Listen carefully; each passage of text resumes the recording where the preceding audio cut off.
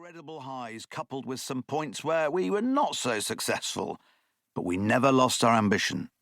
We always rebuilt, and from that point onwards to where we are today, never lost sight of our goal, to get back on top. That has come in various iterations throughout our history. In 2021, on the final lap, at the final race of a season in Abu Dhabi, seeing Max win his first world title completely against the odds was a huge moment.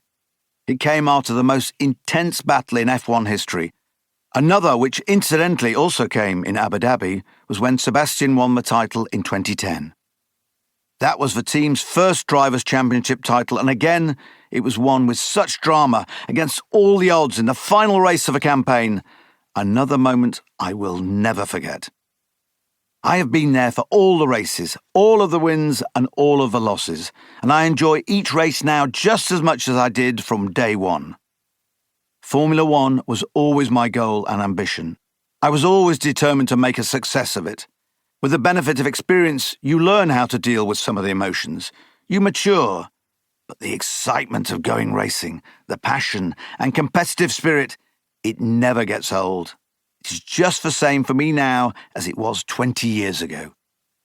I am absolutely sure that later in life, when we look back at what we achieved in our years, we will all say that was a heck of a lot in a pretty short time frame, especially if you were to look at statistically where we sit among some of the great names and teams in this sport. That is something that everyone can be proud of. However, what really is exciting is what lies ahead of us.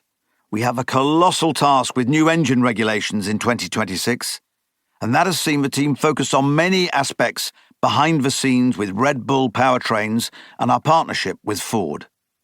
Red Bull Racing continues to grow its wings, and I trust that Dietrich is looking down from wherever he is now and smiling at what we have achieved together.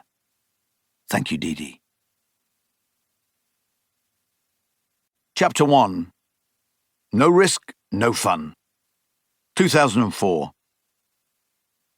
Christian Horner, the Red Bull Racing Team principal, is sitting at a table on the top floor of the team's Holzhaus, the largest of the motorhomes in the Formula One paddock.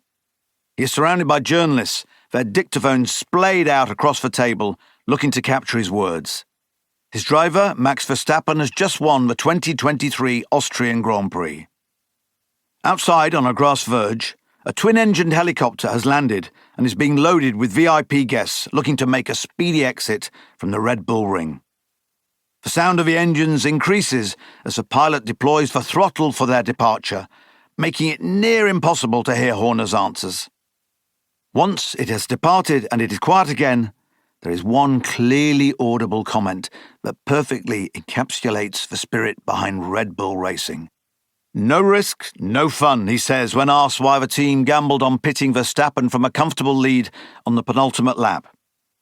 Verstappen had been ahead of Charles Leclerc by almost 25 seconds, and the time lost in making the pit stop was around 20 seconds, even disregarding the potential for a mistake from one of the pit crew. However, the fresh tyres would allow Verstappen to set the quickest lap of the race, earning him a bonus point, and ultimately he still finished just over 5 seconds clear of Leclerc. A stunning weekend from Max, said Horner, and the first time we've been back here, to the Red Bull Ring in Austria, since Dietrich Mateschitz' passing. It felt very poignant, but it was a great team performance. We decided to go for the fastest lap on the last lap, despite the risk involved in fluffing a pit stop. And it was at the back of my mind that Dietrich's mantra was, no risk, no fun. If one comment captures the spirit behind everything the Red Bull Racing Team stands for, it is this. Formula One teams are rarely started from scratch. They simply evolve.